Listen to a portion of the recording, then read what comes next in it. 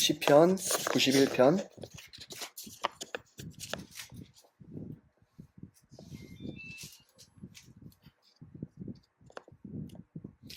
우리 한 목소리로 같이 시편 91편 같이 읽어보겠습니다.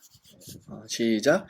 지존자의 은밀한 곳에 거주하며 전능자의 그늘 아래에 사는 자여, 나는 여호와를 향하여 말하기를 그는 나의 피난처요 나의 요새요 내가 의뢰하는 하나님이라 하리니, 이는 그가 너를 새 사냥꾼의 올무에서와 심한 전염병에서 건지실 것이미로다. 그가 너를 그의 깃으로 덮으시리니 네가 그의 날개 아래에 피하리로다. 그의 진실함은 방패와 손방패가 대신하니, 너는 밤에 찾아오는 공포와 낮에 날아드는 화살과 어두울 때 퍼지는 전염병과 밝을 때 닥쳐오는 재앙을 두려워하지 아니하리로다. 1000명이 내 왼쪽에서 10,000명이 내 오른쪽에서 엎드러지나 이 재앙이 내게 가까이 하지 못하리로다. 오직 너는 똑똑히 보리니 악인들의 보응을 내가 보리로다.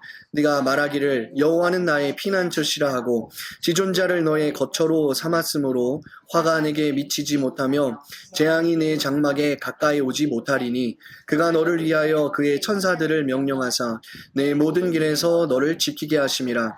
그들이 그들의 손으로 너를 붙들어 발이 돌에 부딪히지 아니하게 하리로다. 네가 사자와 독사를 밟으며 젊은 사자와 뱀을 발로 누르리로다.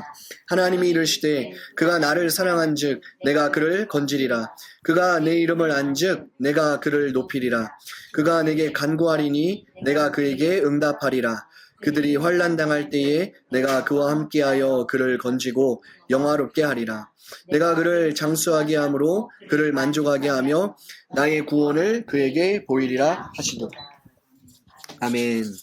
주님이 우리에게 주시는 말씀들이 있었어요. 그래서 우리 같이 그거를 나누는데, 오늘 본문 말씀 시편 91편 말씀이죠.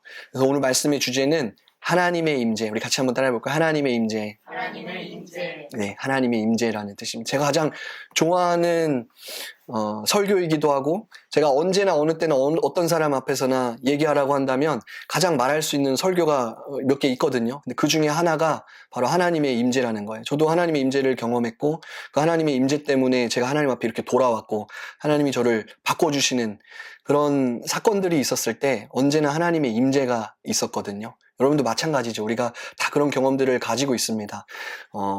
영적인 경험들은 다를 수 있어요. 그리고 어떤 환경들은 다를 수 있습니다. 어떤 사람들이 나는 이런 것만 경험했다, 천국과 지옥을 갔다 왔다, 그분의 경험일 수가 있어요. 각자 다른 경험들이 있지만, 우리가 각자 다르지만 그 크신 하나님이 우리의 상황에 맞게, 우리의 환경에 맞게 우리에게 하나님의 임재를 허락하시는 이유는 하나님이 바로 우리를 사랑하시기 때문에, 그래서 하나님의 임재를 우리가 근데 허락하십니다. 그래서 오늘 하나님의 임재라는 주제로 같이 나눌 겁니다.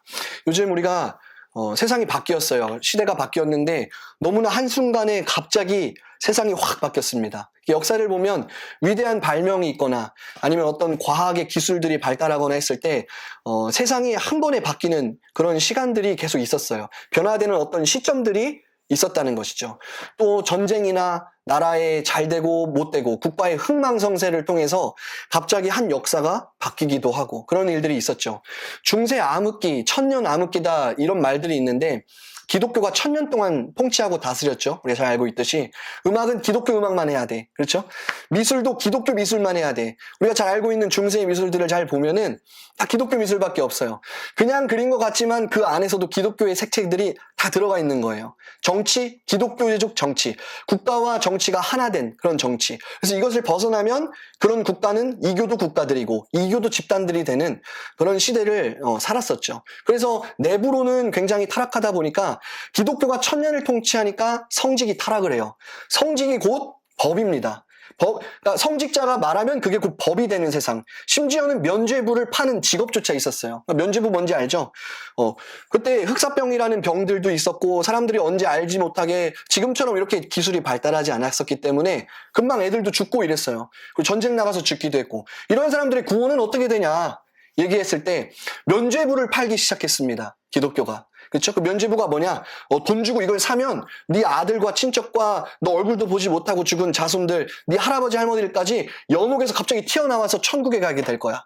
이런 짓을 하면서 사람들에게 면죄부를 파는 직업조차 있었던, 그때가 이제 중세 천년이죠. 그러던 시대 가운데 우리가 1500년대 잘 알고 있듯이 마틴 루터가 종교 개혁을 하게 돼요. 95개 조항문을 비텐베르그 대학에다가 그대로 박아버립니다. 그래서 그러면서 이제 종교 개혁이라는 게 시작되고 새로운 역사 가운데 들어오게 되는 그런 상황이 된 것이죠. 우리도 마찬가지로 지금 변화된 시점 안에 이미 들어와 있습니다. 눈에 보이지도 않는 그 바이러스 하나 때문에 이미 변화된 시점을 우리가 살고 있다는 거예요. 지구가 돌아가는 속도가 10배 빨라졌습니다. 조금 있으면 이제 명절이죠. 요즘 명절 모임 안 합니다. 온라인으로 해요. 근데 우리나라만 그런 거 아니고 전 세계적으로, 물론 다는 아니겠죠. 그러나 온라인으로 사람들이 이렇게 모임을 합니다. 그리고 요즘에는 이제 학생들이 유학을 가지 않아도 돼요. 지구 반대편에 있어도 저기 멀리에 있는 최고의 교육들을 다 받을 수가 있습니다. 내가 하려고 하는 의지만 있으면 얼마든지 배울 수 있어요. 굳이 대학교를 갈 필요가 없어졌다는 거예요. 너무나 많은 것들이 빨라졌습니다. 요즘 메타버스, 키워드 중에 하나죠. 가상의 공간에서 사회활동, 정치활동, 경제활동, 문화적 활동 다 할 수 있습니다. 우리가 볼 때 무슨 저거 뭐 게임 아니냐 그러는데 실제로 그 안에서 모든 것들이 다 이루어지는 그런 시대를 우리가 살고 있는 거예요. 내가 알든 알지 못하든 세상은 계속 바뀌고 있고 변화되고 있다는 거예요. 미국에서 지난 10년간 일자리가 몇 개 생겼냐면 2,000개가 생겼어요. 그런데 10년 동안 생겼던 2,000개의 일자리가 10주 만에 4,000개가 사라졌습니다. 세상이 바뀌고 있다는 거예요. 긍정적으로든 부정적으로든 우리가 인정하든 아니면 내가 알지 못하고 있던 세상은 변해가고 있고 이미 바뀌었다는 거예요. 시간의 흐름과 역사도 다 바뀌었습니다. 그런데 문제가 뭐냐면 많은 사람들이 앞으로 무슨 일이 생길지 모른다는 거예요. 반대로 안다고 하는 사람들의 그 지식의 뿌리도 기껏 해봐야 그 음모론 같은 거, 컨스피러시, 음모론에서 나오는 그걸 보고 그게 마치 진짜인 것 마냥, 그러니까 이것도 아니고 저것도 아니고 다 혼동되고, 그러니까 세상은 이래요. 누가 지식을 만들어내는 사람이 있든지 아니면 지식을 만들어내는 사람 거를 내가 보고 있든지, 여러분 만들어내는 사람이 되시기를 바랍니다. 보고만 있지 않기를 원해요. 내 생각을 빼앗기고 누군가의 그냥 영상 하나 보는 것만으로 생각과 지식들을 빼앗기지 않기를 축복해요. 세상이 바뀌고 있다는 거예요. 사람들은 다 자기의 스승들을 두고 있습니다. 자기가 옳다고 생각되는 것을 다 따른다는 거예요. 한마디로 지금 이 시대를 표현하면 방향 감각을 잃어버린 세대라고 할 수가 있어요. 어디로 가야 되는지 알지 못해요. 진짜와 가짜 구분할 수가 없습니다. 지금처럼 어려웠던 적이 없다고 모든 사람들이 다 얘기하고 있어요. 하나같이 다 그렇게 얘기해요. 근데 이런 세상에서 무섭죠. 요즘 공포가 있죠. 가장 인간의 그 궁극적인 본질적인 공포와 두려움이 뭐냐면 죽음에 대한 공포예요. 왜 코로나 바이러스 걸리기 싫어해요? 죽기 싫으니까. 제가 걸려봤는데 걸리지 마시기 바래요. 많이 아픕니다. 많이 아파요. 어떤 사람들이 감기다. 감기 아닙니다. 이런 감기가 어딨어. 아직까지 냄새도 안 나요. 바이러스는 바이러스죠. 근데 사람들의 이 본질적인 공포가 뭐예요? 죽음에 대한 공포라는 거예요. 그래서 성경에서도 주님이 마지막에 이기신 게 뭐냐면 사망이라고 나와요. 그렇죠? 이 죽음에 대한 공포. 그러니까 사실 바이러스도 문제예요. 근데 반대로 백신을 맞는 것도 문제야. 왜? 안 맞아도 바이러스 걸려 죽을 것 같고 맞으면 중증 환자 돼서 죽을 것 같고 그런 백신이 어디 있습니까? 예방을 하기 위해서 백신을 맞는데 백신을 맞은 사람들이 죽어나가. 그러니까 뭐가 뭔지 알지 못하는 세대를 지금 우리가 살고 있는 거예요. 그런 이상한 세상을 살고 있는데 사람들은 다 내가 정상인 척 그렇게 살고 있다는 거죠. 오늘 우리가 함께 나누고자 하는 이 시편 91편 말씀 잘 읽어보면요. 말이 웃기지만 요즘 가장 인기 있는 성경 구절 중에 하나입니다. 시편 91편. 어떤 사람들은 코로나 바이러스 걸리기 싫으면 이거 10번 읽어라. 요새 실행 보니까 들어보신 것 같아. 이런 얘기가 실제로 있습니다. 저도 이거 듣고 깜짝 놀랐거든요. 물론 하나님의 말씀을 우리가 사랑하죠. 또 어떤 분들은 그런 공포가 있으면 이거 믿음이 생길 때까지 계속 읽어라. 이해해요. 맞습니다. 하나님의 말씀은 살아있고 생명력이 있기 때문에 우리에게 실제로 치유를 주기도 하고 하나님의 말씀은 그런 질병조차도 없앨 수 있는 그런 하나님의 말씀인 거예요. 아멘. 네, 웃기는 이야기지만 실제 이런 이야기가 있어요. 그런데 우리가 무슨 마법 주문이나 뭐 그런 주문을 외우는 것은 아니잖아요. 그렇죠? 이 말씀이 우리 가운데 일하시려면 이 성경을 직접 기록하신 성령님의 마음을 우리가 알아야 되는 거예요. 주님의 의도가 있습니다. 오늘 시편을 쓴 이 91편을 쓴 저자가 모세라는 말이 있고 아니다 다윗이다 이런 말도 있어요. 누가 썼든 중요하지 않습니다. 3000년 전에 있었던 다윗 왕이든지 아니면 3500년 전에 살았던 구원자 모세였든지 별로 중요하지 않아요. 이 말씀은 모세든 다윗이든 우리 시대보다 더 어려웠던 시절에 우리가 같은 고민, 우리가 같은 그런 공포, 우리가 같은 그런 문제를 고민하고 있었던 사람이 어떻게 세상을 이겨냈는지 그 믿음을 기록하고 선포하고 있는 것이에요. 1절에서 4절을 읽어보면 한마디로 이렇게 선포합니다. 하나님이 너희를 보호하실 것이다. 더 정확하게 표현하면 이런 단어가 나와요. 엘리온과 샤다이가 너를 보호할 것이다. 이게 무슨 말이냐면 엘리온, 샤다이 어디서 들어봤죠? 엘자 들어가면 엘은 하나님이라는 뜻이에요. 하나님의 이름을 지금 얘기하고 있는 것입니다. 그분의 이름이 엘리온과 샤다인데 그분이 너를 보호할 것이다. 이 엘리온이라는 말은 가장 높은 분, Most High, 가장 높은 분이라는 뜻이고 샤다이라는 말은 God Almighty, 가장 전능하신 하나님, 어떤 존재와도 비교할 수 없는 그 하나님, 그분의 이름이 바로 전능하신 분, 어떤 존재와도 비교할 수 없는 하나님인데 그분이 너희를 보호할 것이다. 우리 하나님이 그런 분이세요. 아멘? 네, 어떤 존재와도 비교할 수 없는 분, 가장 높은 곳에 계신 분, 그분이 우리를 보호한다고 이렇게 말씀하시는 거예요. 우리가 이런 성경 구절 읽으면 막 박수치면서 하나님께 영광 돌리고 싶지 않나요? 저는 그래요. 하나님 너무 감사합니다. 저 이 말씀을 이번 주에 한 100번은 넘게 읽은 것 같은데 너무 하나님 이 말씀을 읽으면서 위로가 되고 감사하고 하나님이 그런 분이셔. 우리 하나님이 그런 분이셔. 같이 선포하고 싶은. 아멘. 하나님 그런 분이십니다. 우리 그러면 같이 함께 1절부터 4절을 같이 믿음으로 한번 같이 선포하면서 읽어보겠습니다. 자, 시작. 지존자의 은밀한 곳에 거주하며 전능자의 그늘 아래에 사는 자여 나는 여호와를 향하여 말하기를 그는 나의 피난처요 나의 요새요 내가 의뢰하는 하나님이라 하리니 이는 그가 너를 새 사냥꾼의 올무에서와 심한 전염병에서 건지실 것이미로다. 그가 너를 그의 깃으로 덮으시리니 네가 그의 날개 아래에 피하리로다. 그의 진실함은 방패와 손방패가 되시나니. 아멘. 1절을 보면 지존자의 은밀한 곳에 거주하며 전능자의 그늘 아래에 사는 자요. 아멘. 이 말씀 한 구절이 가장 위대한 진리를 다 선포하고 있습니다. 이 단어 하나하나를 우리가 같이 한번 볼 건데요. 가장 높은 곳에 계신 분의 은밀한 장소, 이것은 비밀 장소를 말하고 있는 것입니다. Secret place. 여러분 그런 장소가 있으세요? 은밀한 장소. 왠지 그 어떤 장소에 가면 마음이 편안해지고 그 안에 가면 보호를 받고 어떤 장소에 있으면 세상의 모든 근심과 걱정과 잡음들과 이 소음들이 잠잠해지고 말할 수 없는 평안 때문에 잠잠히 머물고 싶은 그런 장소. 가장 높은 곳에 계신 분의 은밀한 장소란 실제로 하나님이 계시는 그 장소를 의미하는 것입니다. 주님은 가장 높은 곳에 계시죠. 근데 가장 낮고 천한 곳에 오셨습니다. 그래서 이 말은 꼭 높은 곳만을 의미하는 것이 아니에요. 높은 레벨에 있는 어떤 그런 영적인 사람들만 갈 수 있는 그런 장소를 의미하는 것이 아닙니다. 하나님은 어디에나 계시죠. 그러나 하나님이 머물 수 있는 장소가 있으십니다. 그리고 그런 하나님께서는요, 여러분이 그런 은밀한 장소, 그런 곳에 머물 수 있는 자들로 주님이 준비되고 또 주님은 초청하고 계신 거예요. 하나님이 계시는 그곳을 발견할 수만 있다면요, 어떤 대가를 지불해서라도 발견하시기를 축복합니다.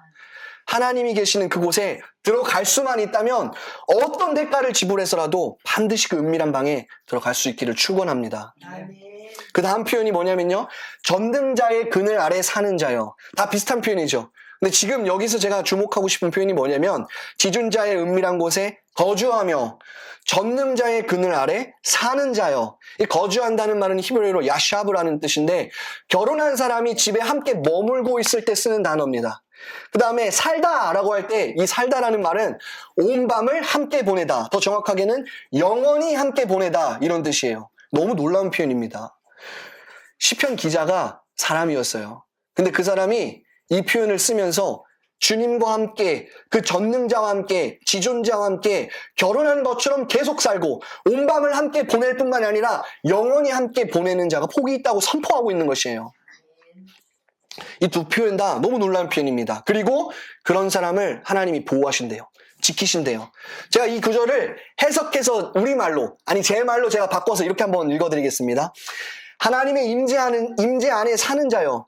하나님의 임재 안에 사는 자여, 가장 높으신 분의 은밀한 곳에 함께 살고 있는 자여, 하나님의 그림자 곁에서 영원히 머물고 하나님과 함께 온 밤을 보내는 자여, 하나님이 너를 보호하실 것이다. 이것이 저와 여러분에게 오늘 하나님이 하시는 말씀이에요. 하나님이 여러분을 전염병에서 건지시고 깊은 수렁과 감옥에서 건져내시고 밤에 갑자기 찾아오는 화살도 두려워하지 않고 질병에서도 보호하시고 재앙에서도 보호하시고 두려움에서 보호하시고 하나님이 1000명 만명이 여러분 옆에 있어도 하나님이 보호하시니까 걱정하지 말라고 말씀하세요. 걱정하지 말래요. 화가 미치지 않을 거라고 말씀하세요. 방향을 잃어버리고 두려움과 공포가 가득한 이 세상에서 하나님이 나를 보호하신대요. 얼마나 좋아요. 그렇죠? 그런데 우리는 전염병과 재앙에서 건짐을 받기를 원하다가 가장 중요한 것을 너무나 빠르게 잊어버리곤 해요. 중세 유럽 인구의 3분의 1의 목숨을 앗아간 패스트균에 대한 아라비아 우화가 있어요. 한 청년이 바그다드에 가는데 동행자가 생겼습니다. 근데 이 동행자가 다리가 너무 아프다고 해서 이 청년이 이 동행자를 업어줍니다. 그래서 이 동행자가 이렇게 얘기하는 거예요. 업어줬더니 사실 나는 바그다드를 향해서 그 사람들을 죽이러 가는 패스트균인데 내가 원래 인구 절반을 죽이려고 했는데 네가 나를 도와줬으니까 5,000명만 죽일게. 이렇게 얘기를 해요. 그런데 도착해서 보니까 5,000명이 아니라 5만 명이 죽은 거예요. 그래서 이 청년이 같이 갔던 동행자, 이 패스트균을 만나서 따집니다. 너 왜 5,000명 죽인다고 했는데 5만 명이 죽였냐 하니까 이 패스트균이 이렇게 얘기합니다. 아니 나는 진짜 5,000명만 죽였어. 나머지는 두려움 때문에 죽은 거야. 2차 세계대전에서 이 미국의 전쟁 사망자 숫자가 30만 명이라고 해요. 그런데 심장병 사망자 수가 200만 명입니다. 전쟁에서 죽은 사람은 20만 명인데 놀라서 죽은 사람이 300만 명이라는 거예요. 두려움을 두려워하다가 진짜 하나님을 잃어버린 것이 아닌가 이렇게 생각을 해요. 하나님 없이 하나님의 보호를 원하고 하나님의 말씀과 함께 살지 않으면서 그냥 전염병에서 그냥 죽음에서 공포에서 거기에서만 그냥 건진받기를 원하는 것이죠. 크리스천이라고 해서 사실 다를 게 없어요. 우리도 똑같습니다. 사실 그게 우리의 연약함이기도 해요. 말씀은 주문이 아닙니다. 신앙생활도 그래요. 한번 생각해 보세요. 상상해 보세요. 교회는 교회인데 하나님이 없는 교회. 예배는 예배인데 하나님의 임재가 없는 예배. 크리스천이긴 크리스천인데 겉모양과 무늬는 크리스천이야. 근데 속은 크리스천이 아니야. 너무 놀라운 건데 지금 이 시대가 실제로 그래요. 모세가 두려워했던 것이 있습니다. 이 출애굽기 24장에 보면요, 모세가 하나님의 산을 올라가서 40일을 밤낮으로 있습니다. 먹지도 않고 잠도 자지 않고 밤낮으로 거기서 보내요. 하나님 곁에서 이렇게 보내는 장면이 나오거든요. 그리고 하나님이 제정하신 예배는 이렇게 드려라, 어떻게 드려야 되는지 그 법을 선포해 주십니다. 너무 놀라운 거는 성소는 이렇게 지어라, 나무는 조각목으로 해라, 메노라는 이렇게 만들어라, 성막의 휘장은 이색과 이색을 교화해서 만들고 동물 물개 가죽으로 어떻게 해라. 너무 자세하게 하나님 말씀하세요. 여러분 집에 꼭 가셔서 이 출애굽기에 나와 있는 19장 이후에 나와 있는 하나님이 하시는 말씀을 잘 한번 읽어보세요. 얼마나 세세하게 말씀하시는지. 그게 뭐냐면 하나님이 우리 인생에 우리 삶에 하나하나 다 관심이 있으시다는 것입니다. 마치 성막이 만들어져 가는 것처럼. 그리고 24장부터 31장까지 세세하게 알려주시다가 32장이 딱 되니까 이스라엘 사람들이 모세가 산에서 안 내려오는 거야. 40일을 기다렸는데 모세가 산에서 안 내려오니까 사람들이 불안해하기 시작합니다. 불안한 거예요. 왜냐하면 모세만 믿고 지금 따라왔잖아. 근데 불안한 거예요. 그러니까 이 사람들이 대제사장이었던 아론에게 가서 금 이런 거 다 가지고 간 다음에 아론한테 우리를 인도해낸 신을 만들어내라 이렇게 얘기합니다. 이 사람들 불과 며칠 전만 해도 다 노예들이었어요. 430년 동안 노예였습니다. 그곳에서 뭘 본 거예요? 신들을 봤습니다. 어마어마한 우상들을 봤어요. 이 출애굽기를 우리가 잘 읽어보면 우리 지금 계속 나가고 있는데 이 출애굽기에 하나님이 10가지 재앙을 심판하십니다. 이게 그냥 심판하신 것이 아니라 이집트에 있었던, 아니 지금 시대에도 일하고 있던 이 우상들을 하나님이 하나하나 조목조목 따져서 다 심판하시는 거예요. 하나님이 그것들을 다 심판하셨어요. 그리고 이스라엘 사람들은 그걸 봤잖아요. 보고 왔지만 다시 옛날로 돌아가는 거예요. 모세 어떻게 됐는지 모른다. 우리 불안하니까 우리를 이집트에서 인도해낸 신을 만들어내라. 이렇게 말합니다.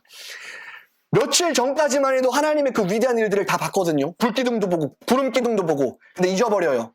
인간이 망각의 동물이다 이런 말도 있죠.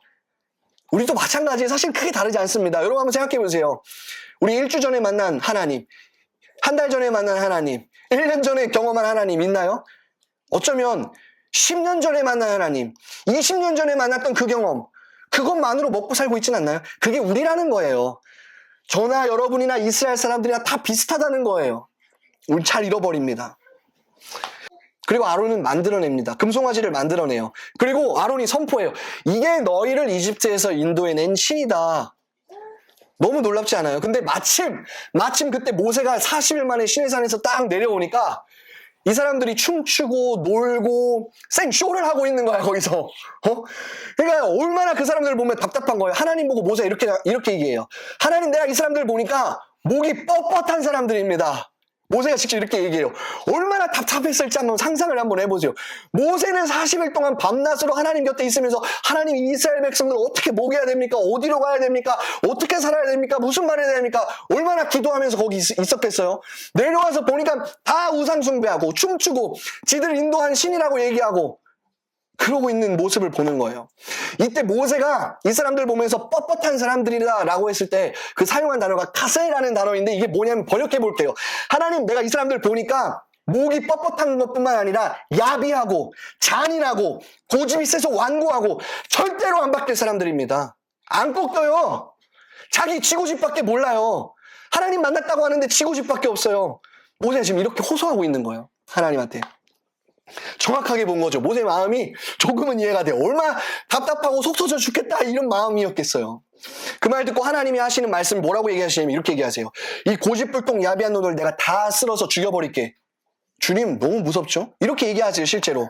그리고 내가 모세 너를 통해서 다시 나의 국가를 다시 세울 거야. 이렇게 말씀하시는데 모세의 놀라운 장면은 그 뒤입니다. 모세가 얼마나 답답했겠어요? 근데 하나님의 음성을 딱 듣자마자 모세가 하는 말씀. 하나님, 이 사람들 살려주세요. 하나님이 이집트에서 구원해낸 사람들이잖아요. 모세가 성경에서 모세를 보고 이 온 땅에서 가장 온유한 사람이다 이렇게 기록되어 있거든요. 모세의 위대함이 여기 있습니다. 자기 그 답답하고 이 먹먹하고 말도 안 되는 이 그런 것들을 보면서도 모세가 하나님 앞에 기도해요. 근데 모세의 이 기도를 듣고 하나님이 화를 안 내리시거든요. 더 놀라운 것이 33장에 있습니다. 바로 그 뒤에 있는. 저는 제 개인적으로 이 출애굽기 33장이 성경 전체에서 가장 위대한 구절 중에 하나라고 생각을 하고 있어요.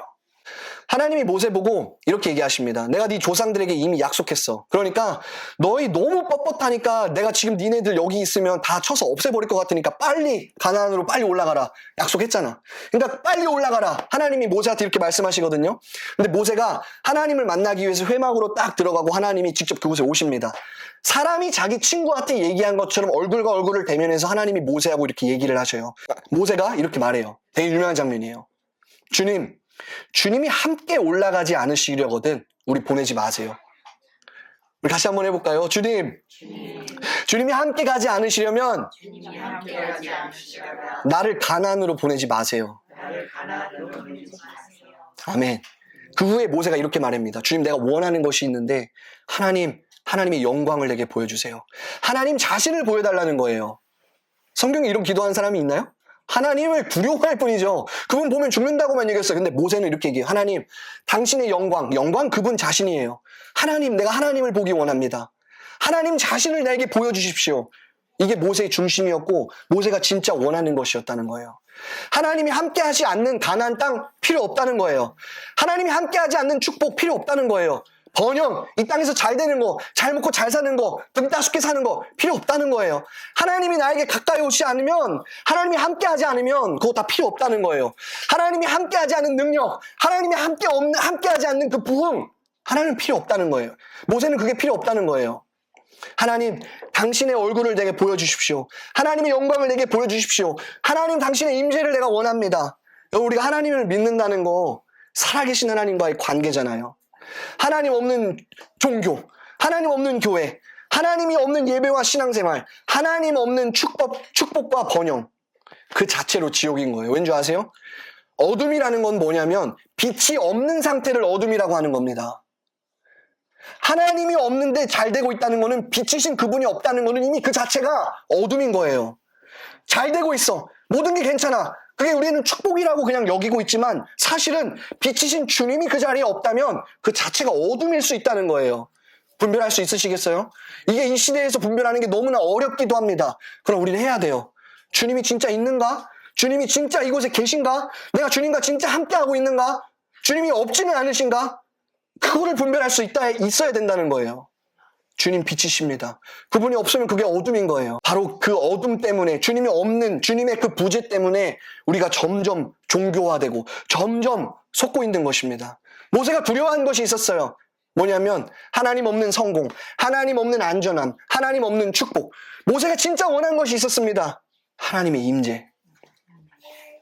그리고 모세가 이 상황에서 이것을 구한 게 놀라운 이유를 제가 말씀드릴게요. 왜 모세가 이것을 얘기한 게 왜 놀랍냐?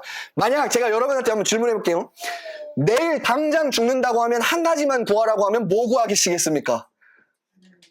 갑자기 이 말씀 들으니까 이걸 구해야 될 것 같아. 근데 우리가 그렇지 않아요. 우리가 한 일주일만 지나고 한 달만 지나도 이거 잊어버리기 쉽습니다. 왜 이게 모세가 이것을 구한 것이 위대한 기도였냐면요. 모세는 지금 죽음 앞에 있는 거예요. 하나님이 이 사람들 다 죽여서 없애버리겠다고 말씀하시는 그 두려움의 임재 가운데 지금 모세가 섰단 말입니다. 종말이라는 거, 끝이라는 거, 내가 당장 죽어서 가야만 종말이 아니라 주님이 오셔야만 종말이 아니라 지금 모세는 이미 그 앞에 서 있는 겁니다. 근데 그 앞에서 모세가 구한 게 뭐예요? 하나님, 난 주님을 원합니다. 죽음 앞에서 이게 구하는 태도입니까? 죽음 바로 앞에서 모두가 죽을 수 있는 그 상황 앞에서 구할 수 있는 거예요? 근데 모세는 그걸 원했다는 거예요. 그걸 원했다는 건 뭡니까? 모세의 평생의 중심이 그거였다는 거예요. 하나님의 임재, 하나님을 원하는 거. 모세는 하나님 자신을 구했습니다. 자기 목숨을 구한 게 아니에요. 하나님, 당신의 영광을 보기 원합니다. 우리 인생에서 가장 중요한 것이 있다면 하나님의 임재입니다. 이거는 잊어버리면 안 돼요. 다른 거 다 잊어버려도 이거 잊어버리면 안 됩니다. 우리 인생에서 제일 중요한 것은 하나님의 임재입니다. 하나님이 우리 삶 속에 임재하시는 거, 숨 쉬는 것처럼 주님이 느껴지는 거. 어려울 때 많죠. 힘들 때 많아요. 저조차도 그렇습니다. 그러나 다시 정신을 차리고 하나님, 내게 임재하여 주세요. 이 기도 한마디, 하나님 내가 당신을 원합니다. 이 기도 한마디, 이건 잊어버리면 안 되는 거예요. 세상이 변하고 전염병이 오는 것보다 더 무서운 일들이 찾아올 때 우리가 정말 하나님 자신을 구할 수 있느냐? 그렇다면 저와 여러분의 중심은 모세와 같은 그 모습 때문에 하나님이 우리를 바라보실 것입니다. 모세는 마지막인 것처럼 하나님을 구했어요. 주님의 약속 위대하십니다. 하나님이 우리에게 약속하신 지 430년이 지금 이미 넘었습니다. 종살이 했어요.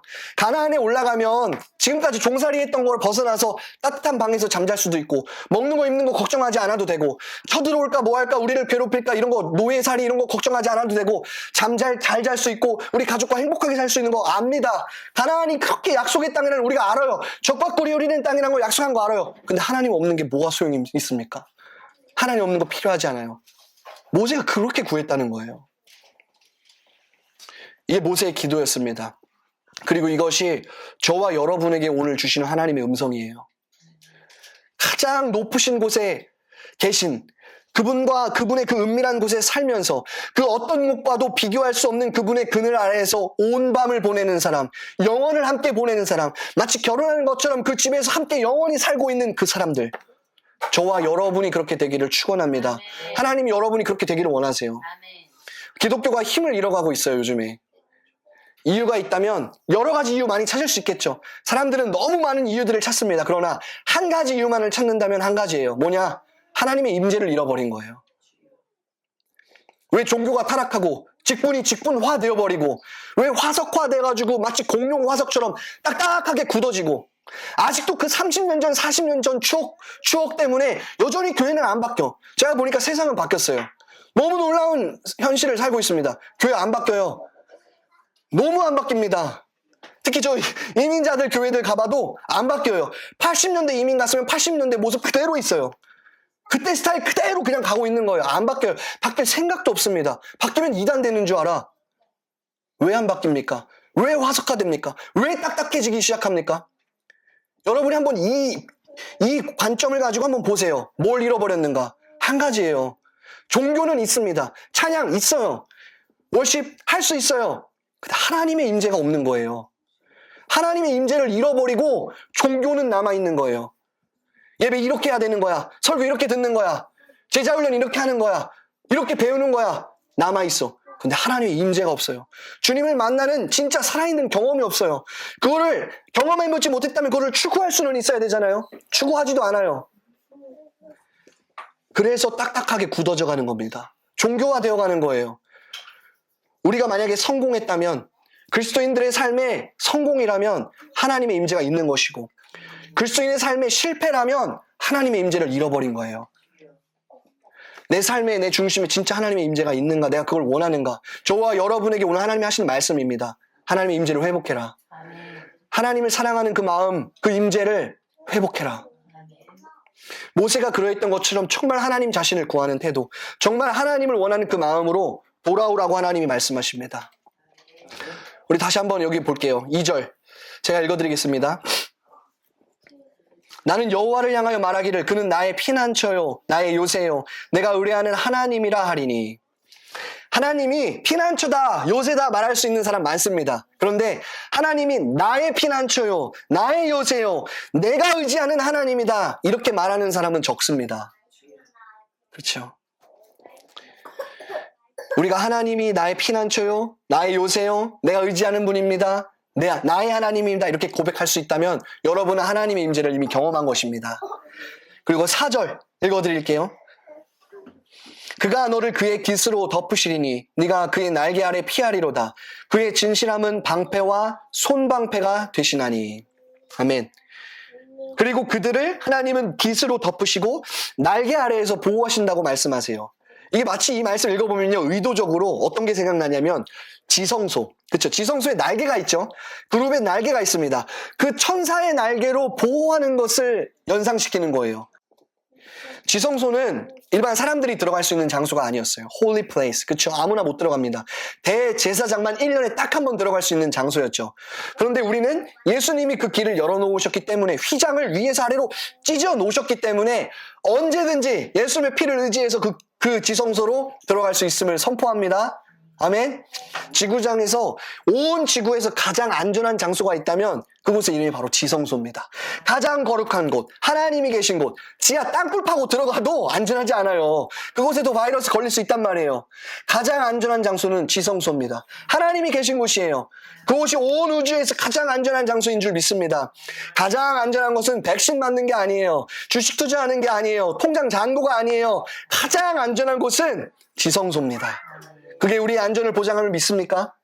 그게 하나님이 계신 곳이에요.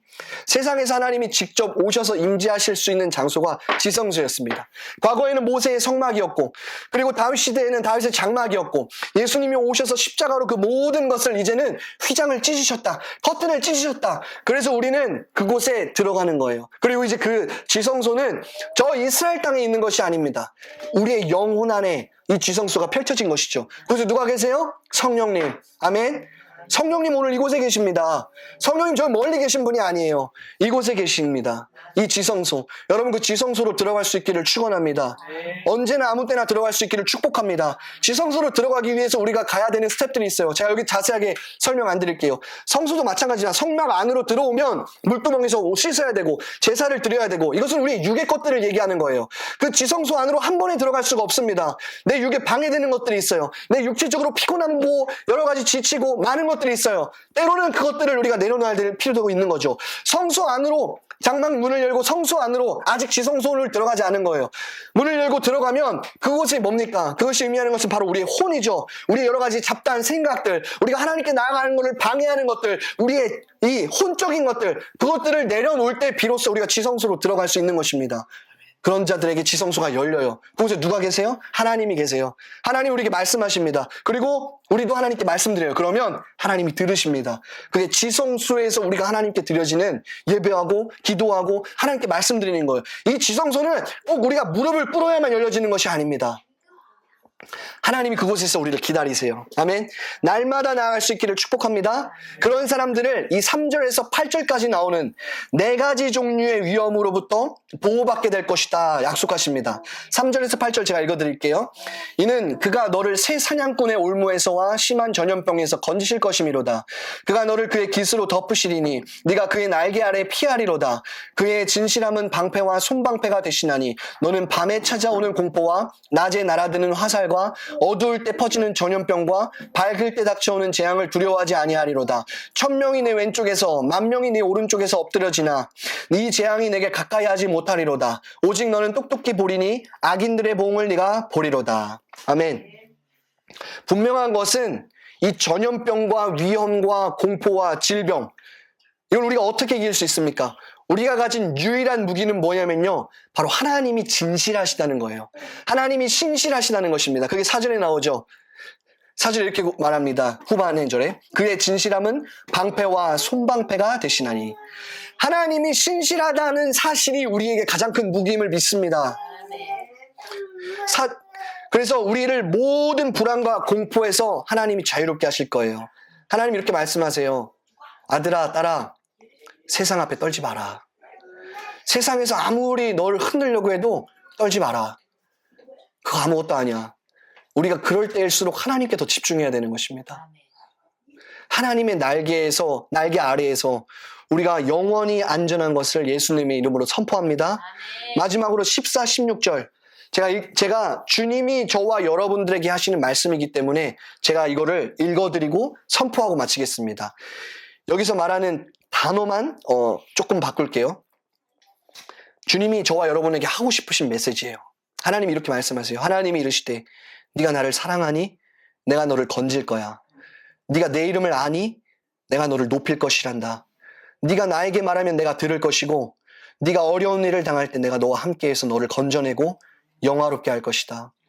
네가 오랫동안 만족하면서 살게 할 것이다. 기도하겠습니다.